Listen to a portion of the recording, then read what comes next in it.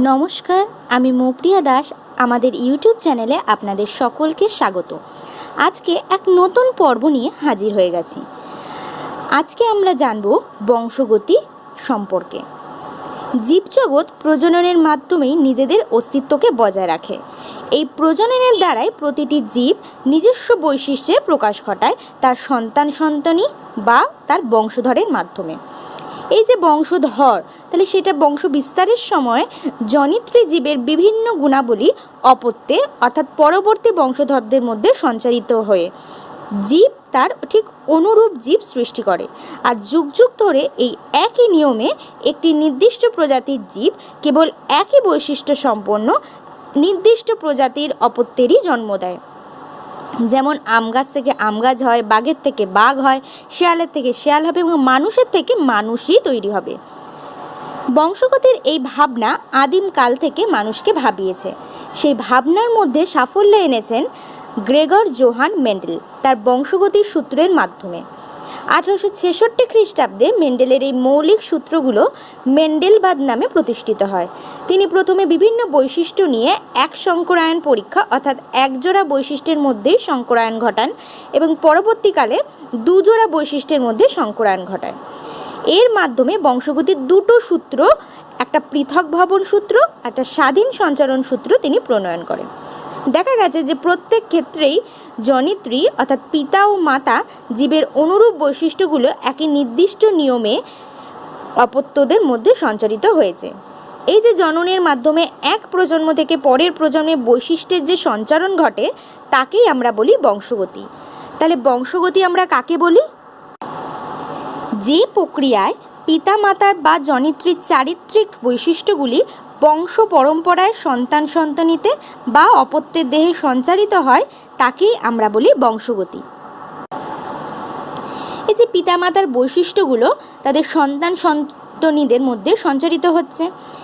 একই পরিবারের সদস্যদের মধ্যে চেহারায় যেমন তাদের উচ্চতা, চোখের মণির রং, চুলের রং, তাদের দেহের কালার অনেক মিল পাওয়া যাচ্ছে। কিন্তু দেখা গেছে যে যৌন জননে উৎপন্ন অপত্যরা জিনগত গঠনে পিতামাতার সঙ্গে সাদৃশ্যযুক্ত হলেও অনেক ক্ষেত্রে নিজেদের মধ্যে কিছুটা হলেও বিভেদ তৈরি করে নেয়। অর্থাৎ একই পিতামাতার ছেলে বা মেয়েরা হুবহু একে অপরের প্রতিলিপি হয় না, কিছুটা বৈসাদৃশ্য তাদের মধ্যে দেখা যায়। এমনকি যারা সমজমজ হয় তাদের ক্ষেত্রেও কিছু না কিছু বৈসাদৃশ্য দেখা যায়। এর মুখ্য কারণ কিন্তু একটাই, যৌন জননের সময় ক্রোমোজোম মধ্যস্থ জিনের পুনঃসংযুক্তি, পরিবেশগত প্রভাব বা মিউটেশনের কারণে এরকম হয়ে থাকে। আবার অযৌন জননে একই জনিতার থেকে উৎপন্ন অপত্যেরা একই রকম জিন সম্ভারের অধিকারী হওয়ায় জিনগত কারণে বিভেদ সৃষ্টির সুযোগ না থাকলেও পরিবেশগত কারণে কিন্তু তাদের মধ্যেও বিভেদ দেখা যায়। এই কারণে বিভেদ বা পার্থক্যের জন্যই জীবদের মধ্যে বৈচিত্র্য সৃষ্টির ফলে উৎপন্ন হয় নতুন প্রজাতি। বংশগত পদার্থ ক্রোমোজোম বা জিনের পরিবর্তনের ফলে ঘটে যায় মিউটেশন বা পরিব্যক্তি। হঠাৎ করে সাডেন হেরিডিক্যাল চেঞ্জকেই বলা হচ্ছে মিউটেশন, মানে হঠাৎ করে ক্রোমোজোম বা জিনের যে পরিবর্তন ঘটে তাকেই বলছে মিউটেশন বা পরিব্যক্তি। আর পরিব্যক্তির ফলেই আসে বিভেদ। বিভেদ থেকে বৈশিষ্ট্যের স্থায়ী অবস্থানকে প্রকরণ বলে। তাহলে প্রকরণ কাকে বলছে? বিভেদ থেকেই যে বৈশিষ্ট্যের স্থায়ী অবস্থান হচ্ছে তাকেই বলছে প্রকরণ বা ভেরিয়েশন। বিভেদ বা প্রকরণ সৃষ্টি হয় ক্রোমোজোমের আকৃতিগত পরিবর্তনের ফলে এবং জিনোমগত কারণে। এছাড়া ডিএনএ বা জিনের মধ্যে গঠনের পরিবর্তন বা অস্বাভাবিকতার জন্য। প্রকরণের জন্য আবার মানুষের মধ্যে অনেক অস্বাভাবিকতার জন্ম নেয়। যেমন কানের মুক্ত লতি হয়, কারোর সংযুক্ত লতি হয়, কারোর জিভটা রোলিং প্রকৃতির হয়, কারোর আবার স্বাভাবিক জীব, মানে বেশিরভাগই স্বাভাবিক জীবই থাকে। তাহলে এই যে এতক্ষণ ধরে বলছি প্রকরণ, মিউটেশন, এগুলো কি? প্রকরণ হচ্ছে জিনের মাধ্যমে বা পরিবেশের প্রভাবজনিত কারণে একই প্রজাতিভুক্ত জীবদের চারিত্রিক বৈশিষ্ট্যের যে পার্থক্য লক্ষ্য করা যায় তাকেই বলছে বিভেদ বা প্রকরণ, বা ইংলিশে যাকে বলা হচ্ছে ভেরিয়েশন। আর মিউটেশন কাকে বলছে? জীবকোষের প্রোটোপ্লাজমের সংগঠনের আকস্মিক পরিবর্তন ঘটিয়ে যে নতুন প্রজাতির উৎপত্তি হয় তাকেই বলছে মিউটেশন। মানে হঠাৎ করে যে হেরিডিক্যালি চেঞ্জ হচ্ছে সেটাকেই বলছে মিউটেশন। এই যে বংশগতি, এটা সম্পর্কে জানতে গেলে কিছু জিনিস মানে কয়েকটা টার্ম সম্বন্ধে আমাদেরকে জানতে হবে। সেগুলো কি কি? ফার্স্টে হচ্ছে বৈশিষ্ট্য বা প্রলক্ষণ কাকে বলে। বংশগত বৈশিষ্ট্য বহনকারী নির্দিষ্ট একককে বৈশিষ্ট্য বলে, যা দিয়ে অন্যান্য চরিত্র থেকে আলাদা করা যায় কাউকে। যেমন কেউ হয় খুব লম্বা, কেউ খুব বেটে বা উচ্চতা, এটা হচ্ছে কি উচ্চতার বৈশিষ্ট্য। তারপর আমরা জানবো অ্যালিল কাকে বলে। এইটা খুব ইম্পর্টেন্ট, পরীক্ষাতে সবসময় দেয় যে অ্যালিল কাকে বলে। অ্যালিল হচ্ছে সমসংস্থ ক্রোমোজোমের নির্দিষ্ট বিন্দুতে যে দুটি জিন অবস্থান করে তাদের পরস্পরকে পরস্পরের অ্যালিল বলে। তাহলে অ্যালিল কি বলছে? আগের দিন আমরা জেনেছি সমসংস্থ ক্রোমোজোম কাকে বলে। তাহলে সেই সমসংস্থ ক্রোমোজোমের নির্দিষ্ট বিন্দু, যে একটি নির্দিষ্ট বিন্দু, সেইখানে যে দুটি জিন অবস্থান করছে তাদের পরস্পরকে একে অপরের অ্যালিল বলছে। অর্থাৎ একই জিনের বিভিন্ন রূপকে অ্যালিল বলে। প্রত্যেক জীবদেহে অ্যালিলগুলি জোড়ায় জোড়ায় অবস্থান করে। এরপর আমরা জানবো যে বংশগতির একক কাকে বলে। জিন হলো বংশগতির গঠনগত এবং কার্যগত একক। তাহলে সবসময় পরীক্ষা দিচ্ছে যে ড্যাশ হলো বংশগতির গঠনগত বা কার্যগত একক। তাহলে এখানে ড্যাশের মধ্যে কি বসবে? ড্যাশের মধ্যে বসবে জিন। ক্রোমোজোমের উপর অবস্থিত জিন হলো ডিএনএ বা আরএনএর এমন অংশ যা বংশগতির গঠনগত একক হিসেবে একটি পলিপেপটাইড বা আরএনএ উৎপাদনের মাধ্যমে জীবের চারিত্রিক বৈশিষ্ট্য নির্ধারণ করে। তারপর আমরা জানবো যে লোকাস কাকে বলে।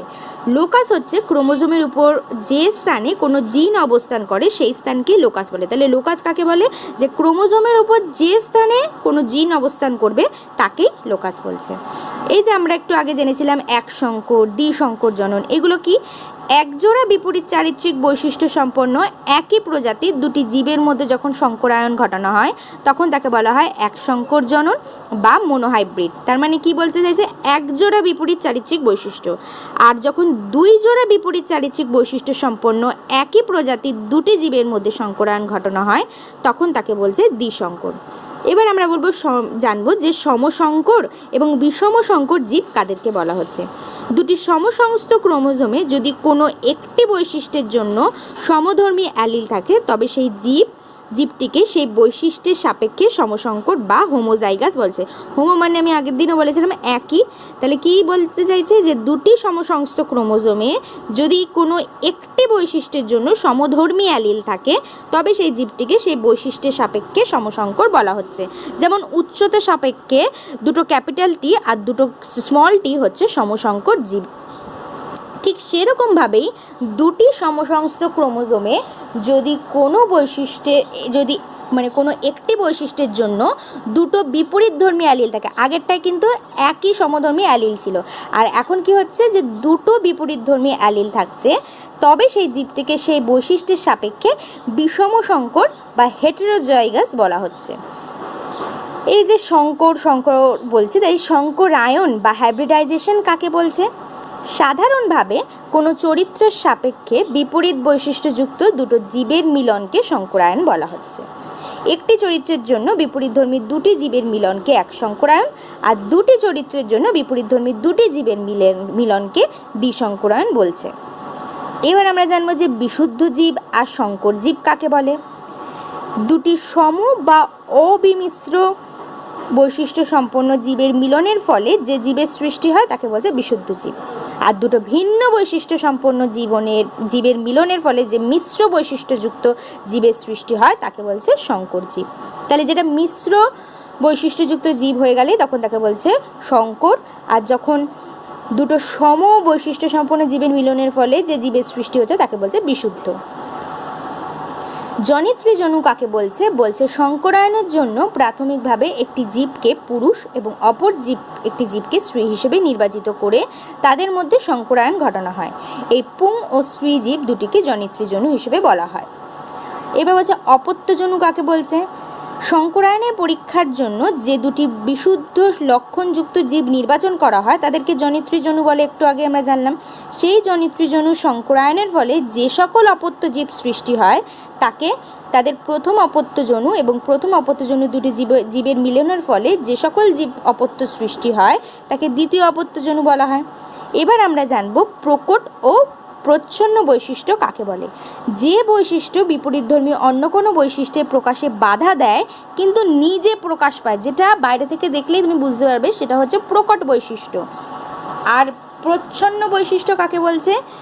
যে বৈশিষ্ট্য প্রকট বৈশিষ্ট্যের উপস্থিতিতে প্রকাশিত হয় না বা সুপ্ত অবস্থায় থাকে, যেটা বাইরে থেকে দেখলে বোঝা যায় না, সেটা হচ্ছে প্রচ্ছন্ন বৈশিষ্ট্য। এরপর আমরা জানবো যে ফিনোটাইপ এবং জেনোটাইপ কাকে বলে। কোনো জীবের চারিত্রিক বৈশিষ্ট্যের বাহ্যিক প্রকাশকে, যেটা বাহ্যিক প্রকাশ পাচ্ছে সেটা হচ্ছে ফিনোটাইপ, আর যেটা জিনগত সমাহারের জন্য কোনো চরিত্রের প্রকাশকে বলা হচ্ছে জিনোটাইপ।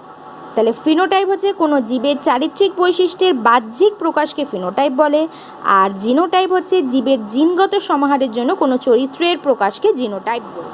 মেন্ডেল বাগানের মিষ্টি মটর গাছ নিয়ে গবেষণা করেছিলেন।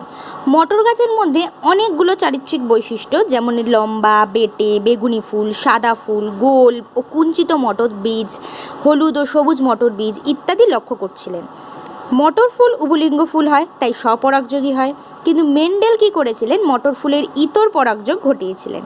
তিনি ছোট চিমটের সাহায্যে কিছু ফুলের পুংকেশর তুলে নিয়ে ফুলটিকে স্ত্রী ফুলে এবং কিছু ফুলের গর্ভকেশর তুলে নিয়ে ফুলটিকে পুরুষ ফুলে রূপান্তরিত করেছিলেন। এখন ব্রাশের সাহায্যে পরাগধেনু থেকে পরাগ রেণু তুলে নিয়ে স্ত্রী ফুলটিকে গর্ভমুণ্ডে স্থাপন করেছিলেন। এইসব ফুল থেকে বীজ সৃষ্টি করে পরিণত বীজগুলি মাটিতে বপন করেছিলেন। তার ফলে কি হয়েছে? যে অপত্য উদ্ভিদ সৃষ্টি হলো। এইভাবে তিনি কয়েক জনু ধরে সেই পরীক্ষা নিরীক্ষা চালিয়ে গেলেন এবং একটা নির্দিষ্ট সিদ্ধান্তে উপনীত হয়েছিলেন। এই যে মেন্ডেল এই পরীক্ষাগুলো করলেন, তার সাফল্যের কারণটা কী ছিল? মেন্ডেল সংকরায়ন পরীক্ষাগুলো কেবল একজোড়া কিংবা দুজোড়া বিপরীতধর্মী চারিত্রিক বৈশিষ্ট্য নিয়ে অগ্রসর হয়েছিলেন বলে খুব সহজেই সেই পরীক্ষাগুলো সম্পন্ন করা গিয়েছিল।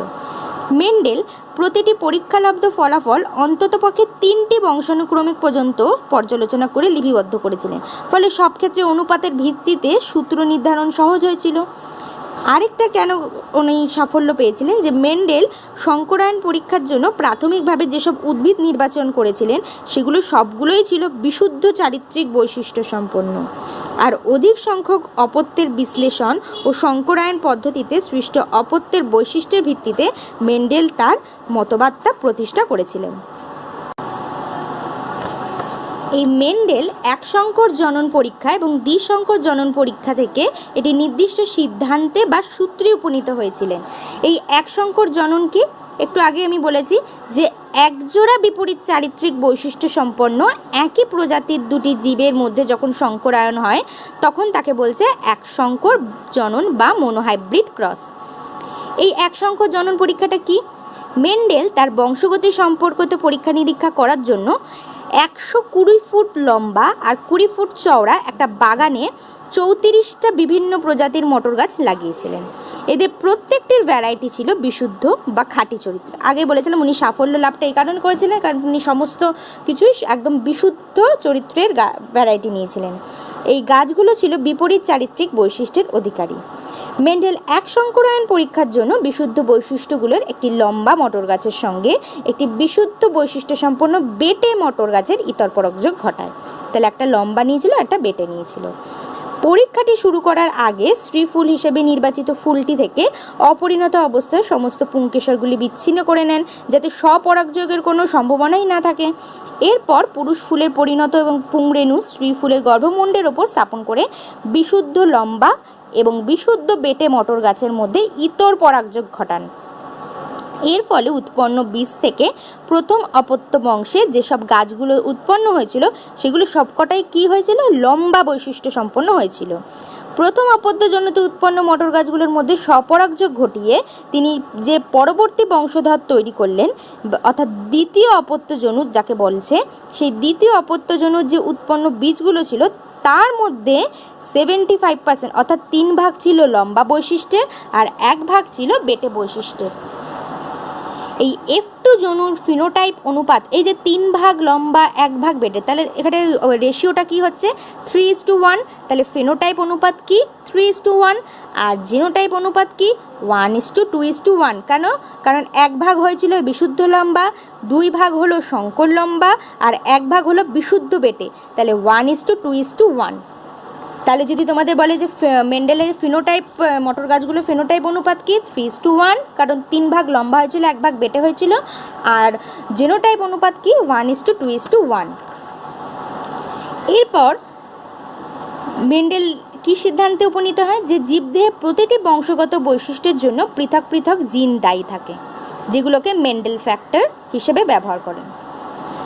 যেমন লম্বা এবং বেটে এইরকমভাবেই তিনি পরীক্ষা করলেন। এই ফ্যাক্টরগুলি সংকর জীবে কখনোই পরস্পর মিশে যায় না, বরং পৃথক অস্তিত্ব নিয়ে পাশাপাশি অবস্থান করে। ফলে পরবর্তী যৌন সৃষ্টির সময় ফ্যাক্টরগুলি গ্যামেট তৈরির মাধ্যমে পুনরায় পৃথক হয়ে গিয়ে নিজের অস্তিত্ব প্রকাশ করে। এক সংকর জনন পরীক্ষার দ্বারা মেন্ডেলের এই সিদ্ধান্তে প্রথম সূত্র অর্থাৎ পৃথক ভবন সূত্র তিনি আবিষ্কার করেন। তাহলে এই পৃথক ভবনের সূত্রটা কি?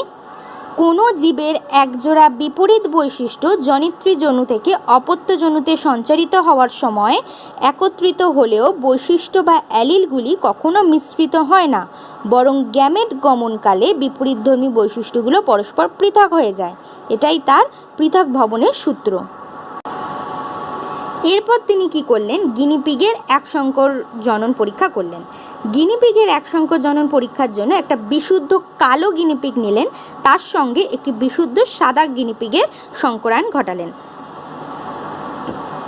প্রথম অপত্য জনুতে সব গিনিপিগই সংকর কালো হলো, কারণ কালো রঙটি ছিল প্রকট বৈশিষ্ট্য আর সাদা রঙটি ছিল প্রচ্ছন্ন বৈশিষ্ট্য সম্পন্ন। প্রথম অপত্য জনিতে উৎপন্ন সংকর কালো দুটি গিনিপিগের মধ্যে সংকরায়ন ঘটালে দ্বিতীয় অপত্য জনুতে যে গিনিপিগগুলো জন্মালো তার 4 ভাগের 3 ভাগই হলো কালো আর 1 ভাগ হলো সাদা। তার ফলে কি হলো? ফিনোটাইপ অনুপাতটা কি হয়ে গেল? 3:1।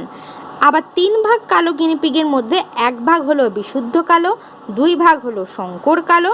ফলে কি হলো? বিশুদ্ধ কালো, সংকর কালো, বিশুদ্ধ সাদা জিনোটাইপ অনুপাত কি হয়ে গেল?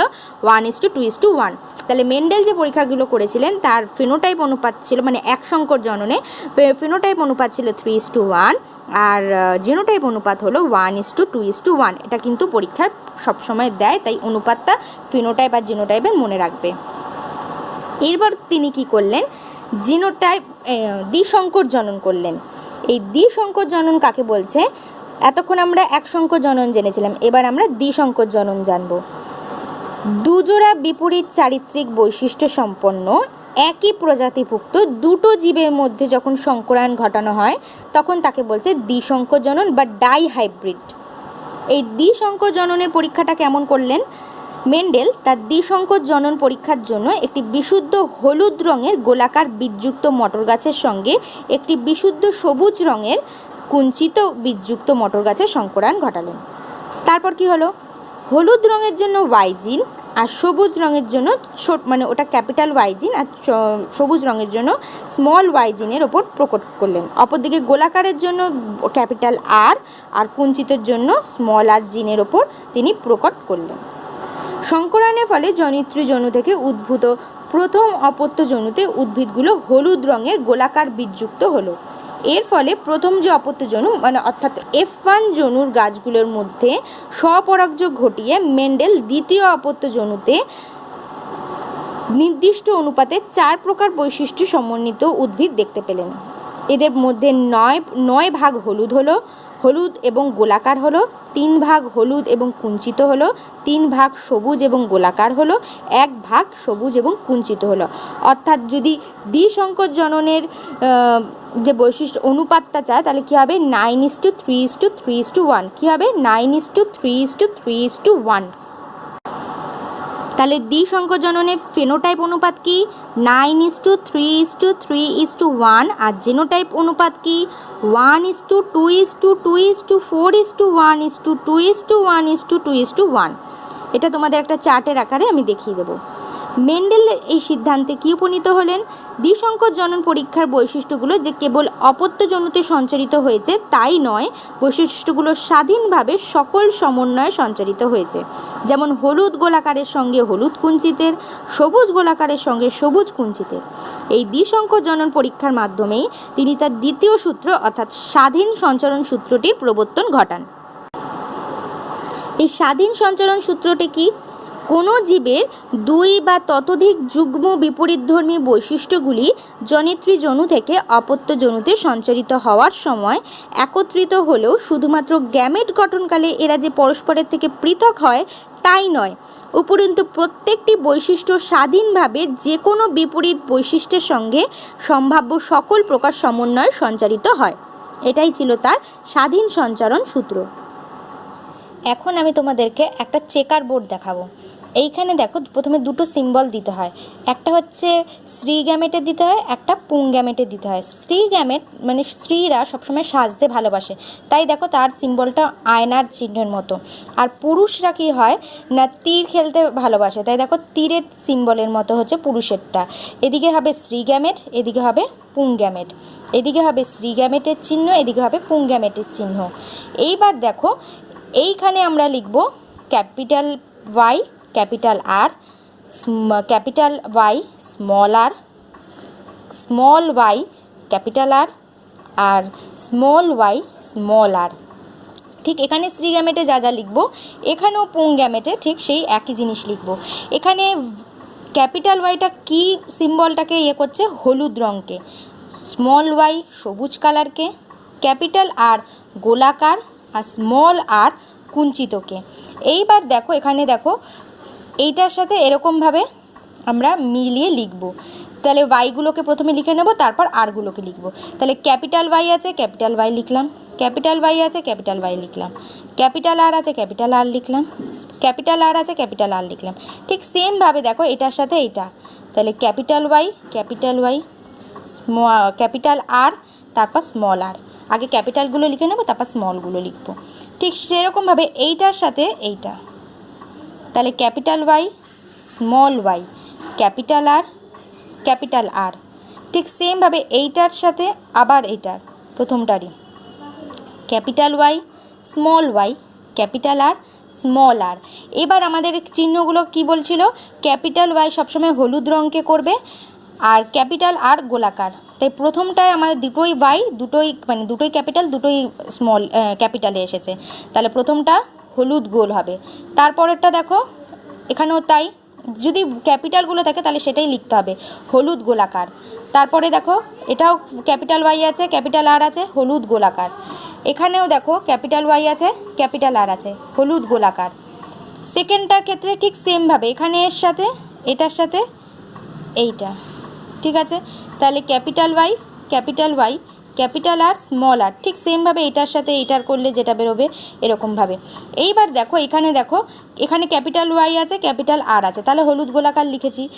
এইখানে এটার সাথে এটার করতে গিয়ে দেখলাম এখানে ক্যাপিটাল ওয়াই তো এসেছে কিন্তু কোনো ক্যাপিটাল আর আসেনি, এসেছে স্মল আর। স্মল আর কিসের ডিনোট করছিল, কুঞ্চিতকে, তার জন্য আমরা এখানে কি লিখব, হলুদ কুঞ্চিত। ঠিক সেমভাবে এখানে দেখো ক্যাপিটাল ওয়াই এসেছে ক্যাপিটাল আর এসেছে হলুদ গোলাকার, এইখানেও দেখো স্মল আর এসেছে ক্যাপিটাল আর আসেনি, তার জন্য আমরা কুঞ্চিত লিখলাম। ঠিক সেমভাবে আবার এইটার সাথে এইটা এরকম করে করে এখানে দেখো হলুদ গোল, এটাও হলুদ গোল। এরকমভাবে কটা হলুদ গোল হলো, একটা দুটো তিনটে চারটে পাঁচটা ছটা সাতটা আটটা আর হলুদ গোল নটা। তাহলে হলুদ গোল আমাদের কটা এলো, নটা। ঠিক সেমভাবে দেখো এবার যদি আমরা দেখি হলুদ কুঞ্চিত, একটা দুটো তিনটে, তাহলে ইস্টু। এরপর হলুদ কুঞ্চিত হয়ে গেল। তারপর আমরা দেখব সবুজ গোল, এখানে আছে একটা সবুজ গোল, একটা আর দুটো আর এই তিনটে সবুজ গোল, তাহলে ইস্টু 3। আর একটা লাস্ট এসেছে সবুজ কুঞ্চিত, সেটা হচ্ছে 1। তাহলে 9:3:3:1। তাহলে এটা হচ্ছে একটা চেকার বোর্ড, যেখানে কি হলো না হলুদ কি সিম্বলকে ডিনোট করলো, হলুদ সবুজ গোলাকার কুঞ্চিত, এরকম যে মটর গাছের বীজগুলো ছিল সেগুলো নিয়ে একটা চেকার বোর্ড করে তোমাদেরকে আমি বোঝালাম। এটা কি তোমরা বুঝতে পারলে? তাহলে আজকে আমরা যা যা আলোচনা করলাম তার মধ্যে থেকে যদি কিছু প্রশ্ন আমাদেরকে বলে যে কি কি প্রশ্ন হতে পারে, তাহলে প্রথম প্রশ্ন এটাই হতে পারে যে বংশগতির জনক কাকে বলা হয়, মেন্ডেলকে। কোনটি মানে যদি কয়েকটা অপশান দেয় তার মধ্যে যদি বলে যে নিচের কোনটি প্রকরণের উদাহরণ, যেমন অপশানগুলো দিয়েছে ফর্সা ত্বক, রোলিং জিভ, মসৃণ চুল, লম্বা মানুষ, কোনটা হবে প্রকরণের উদাহরণ? রোলিং জিভ। তারপর যদি প্রশ্ন দেয় যে একটি সংকর দীর্ঘ আর একটা বিশুদ্ধ খর্ব মটর গাছে পরাগ মিলনের ফলে যে বীজ পাওয়া যায় তার থেকে কি উৎপন্ন হবে? 75% দীর্ঘ আর 25% খর্ব। আর কি প্রশ্ন হতে পারে? যে একটি বিশুদ্ধ লম্বা মটর গাছের সঙ্গে একটি বিশুদ্ধ বেটে মটর গাছের ইতর পরাগযোগ হয়েছিল। আগেরটা কিন্তু স্বপরাগযোগ বলেছিল, আর এটা বলছে ইতর পরাগযোগ ঘটলে প্রথম জনুতে কী ধরনের মটর গাছ জন্মাবে? প্রথম জনুতে কী হবে? সবকটাই বিশুদ্ধ লম্বা হবে। তারপর বলছে যে মেন্ডেলের স্বাধীন সঞ্চরণের সূত্র কোন পরীক্ষা থেকে প্রাপ্ত? আমরা সবাই জানি স্বাধীন সঞ্চরণটা হচ্ছে দ্বিসংখ্য জনন থেকে। নেক্সট কোয়েশ্চেন হতে পারে যে মেন্ডেলের প্রথম সূত্রটির নাম কি? পৃথক ভবনের সূত্র। আর দ্বিতীয়টা কি? স্বাধীন সঞ্চরণের সূত্র। ক্রোমোজোমের যে স্থানে জিন অবস্থান করে তাকে কি বলে? তাকে লোকাস বলে। এরপর সেকেন্ড প্রশ্ন মানে আরেকটা প্রশ্ন কি হতে পারে যে মেন্ডেলের সূত্রগুলো কি নামে পরিচিত? এক্ষুনি বললাম যে একটা পৃথক ভবনের সূত্র, একটা স্বাধীন সঞ্চরণ সূত্র। তারপর সমসংস্থ ক্রোমোজোমের নির্দিষ্ট বিন্দুতে অবস্থিত বিপরীত বৈশিষ্ট্যের নিয়ন্ত্রক উপাদানকে কি বলে? বলে অ্যালিল। তারপর প্রশ্ন হতে পারে যে বংশগতির একক কি? বংশগতির একক জিন। আর কি প্রশ্ন হতে পারে যে মেন্ডেলবাদ কাকে বলে? বংশগতি কাকে বলে? প্রকরণ কাকে বলে? অ্যালিল কাকে বলে? লোকাস কাকে বলে? সংকরায়ন কাকে বলে? বিশুদ্ধ জীব এবং সংকর জীব কাকে বলে? জিনোটাইপ এবং ফেনোটাইপ কাকে বলে? প্রকট ও প্রচ্ছন্ন বৈশিষ্ট্য কাকে বলে? এক সংকর জনন, দ্বিসংকর জনন এগুলো কাকে বলে? তারপর মেন্ডেলের দ্বিসংকর জননে যে ফিনোটাইপ আর জিনোটাইপের অনুপাতগুলো আমি যেগুলো বললাম খুব ইম্পর্টেন্ট, সেই অনুপাতগুলো আসতে পারে।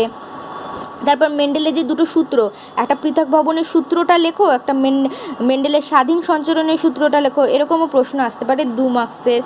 আর যদি বড় 5 মার্কসের প্রশ্ন আলোচনা করা হয় তাহলে বংশগতি বা হেরিডিটি কাকে বলে? উদাহরণ সহযোগে প্রকরণ বা ভেরিয়েশন সম্পর্কে ব্যাখ্যা করো। তারপর প্রশ্ন হতে পারে প্রকট ও প্রচ্ছন্ন বৈশিষ্ট্য কাকে বলে? ফিনোটাইপ জিনোটাইপের উদাহরণ দাও। তারপর প্রশ্ন হতে পারে মেন্ডেলের এক সংকর জনন পরীক্ষাটি একটি প্রাণীর উদাহরণ দিয়ে ব্যাখ্যা করো। দ্বিসংকর জনন কাকে বলে? একটা মেন্ডেলের দ্বিসংকর জনন পরীক্ষাটি চেকার বোর্ডের সাহায্যে দেখাও, এটা প্রায় পরীক্ষাতে দেয়। মেন্ডেলের সূত্রগুলো কি? তাহলে আজকের ভিডিওটি তোমরা বুঝতে পারলে তো? যদি তোমাদের ভালো লাগে তো অবশ্যই লাইক করবে এবং আমাদের চ্যানেলটিকে সাবস্ক্রাইব করবে।